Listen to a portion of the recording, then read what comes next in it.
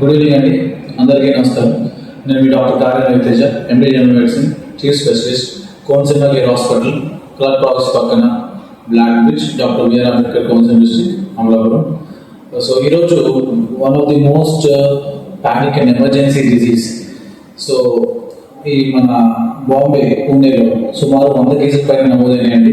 తెలంగాణ కూడా 2 కేసులు నమోదైన చెప్తున్నారు.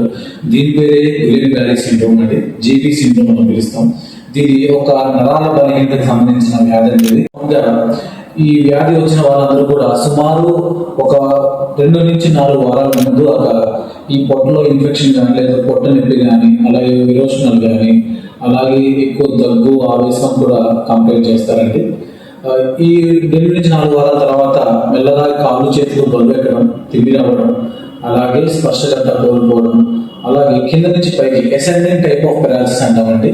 సో ఒక్కొక్కటిగా కాళ్ళు చేతులు ఊపిరితిత్తులు అన్ని కూడా ప్యారలైజ్ అయ్యి పేషెంట్స్ వెంటిలేటర్కి వెళ్ళి చాలా సీరియస్ అయ్యే పరిస్థితి కనబడుతుందండి. ట్రీట్మెంట్ తీసుకుని అలాగే ఇలాంటి లక్షణాలు కనబడినప్పుడు ఒకసారి కన్సల్టేషన్ అయితే అందరూ కూడా సరైన ట్రీట్మెంట్ గట్రా ఉందని చెప్పి తెలియజేసుకుంటూ థ్యాంక్ యూ.